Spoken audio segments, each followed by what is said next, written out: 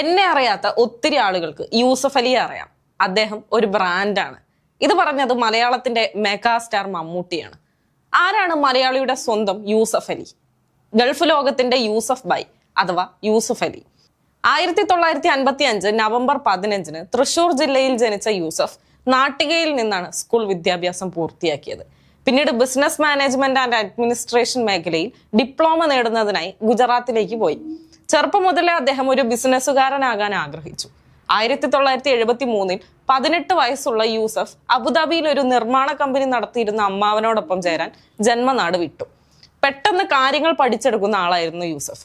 Business പ്രക്രിയയെക്കുറിച്ച് അദ്ദേഹം വ്യക്തമായി മനസ്സിലാക്കുക മാത്രമല്ല, അവരുടെ എന്റർപ്രൈസ് സാന്നിധ്യം വർദ്ധിപ്പിക്കുന്നതിന് നൂതനമായ ആശയങ്ങൾ കൊണ്ടുവരാനും തുടങ്ങി. യൂസഫ് ഗ്രൂപ്പിന്റെ മൊത്ത വിതരണം വികസിപ്പിച്ചെടുത്തു. താമസിയാതെ റീറ്റെയിൽ വ്യവസായത്തിലേക്ക് കാലെടുത്തു വെച്ചു.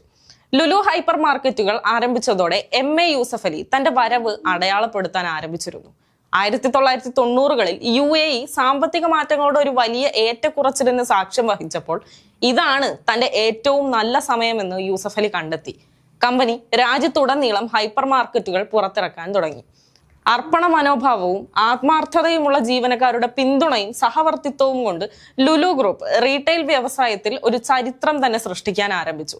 തൽഫലമായി സ്ഥാപനത്തിന് ഇന്ന് 114 സൂപ്പർ മാർക്കറ്റുകളുണ്ട്. പലചരക്ക് കടകൾക്കൊപ്പം ഹൈപ്പർ മാർക്കറ്റുകളും. കമ്പനി പിന്നീട് മറ്റ് രാജ്യങ്ങളിലേക്ക് വ്യാപിപ്പിക്കാൻ തുടങ്ങി.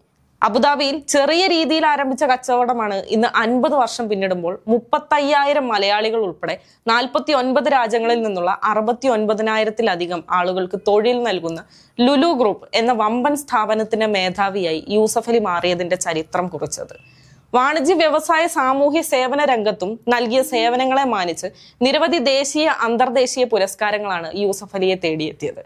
രാജ്യം നൽകിയ പത്മശ്രീ, UAEയുടെ ഉന്നത ബഹുമതിയായ അബുദാബി അവാർഡ്, ബഹ്റൈൻ സർക്കാർ നൽകിയ ഓർഡർ ഓഫ് ബഹ്റൈൻ, ബ്രിട്ടീഷ് രാജ്ഞിയുടെ ക്യൂൻസ് പുരസ്കാരം, ഇന്തോനേഷ്യയുടെ പ്രിമാദത്ത പുരസ്കാരം എന്നിവ ഇതിൽ ഉൾപ്പെടും. ഈ അടുത്താണ് MA യൂസഫ് അലി 500 കോടി രൂപയുടെ അത്യാഡംബര വിമാനം സ്വന്തമാക്കിയത്. ഗൾഫ് സ്ട്രീം എയറോസ്പേസ് നിർമ്മിച്ച G600 വിമാനമാണ് യൂസഫ് അലിയുടെ യാത്രകളുടെ ഭാഗമാകുക. അതേസമയം യൂസഫ് അലി നേരത്തെ ഉപയോഗിച്ചിരുന്ന A6YMA ഗൾഫ് സ്ട്രീം G550 വിമാനം വിൽപ്പനയ്ക്ക് വെച്ചിരിക്കുകയാണ്. സ്വകാര്യ ജെറ്റ് വിമാനങ്ങൾ വാങ്ങാനും വിൽക്കാനും സഹായിക്കുന്ന American star run and partners aviation എന്ന കമ്പനിയാണ് വിൽപ്പനയ്ക്കായി പരസ്യം ചെയ്തിരിക്കുന്നത്. ഇതൊന്നും കൂടാതെ സാമൂഹ്യ സേവനത്തിലും എന്നും മുന്നിലാണ് അദ്ദേഹം.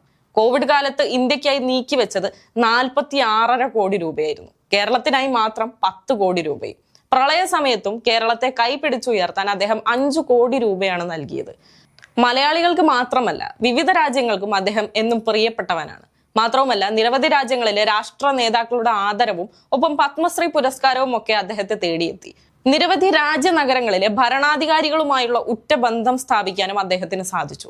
അങ്ങനെ നീളുന്നു പാവങ്ങളുടെ ദൈവം എന്നറിയപ്പെടുന്ന MA യൂസഫ് അലിയുടെ കഥ.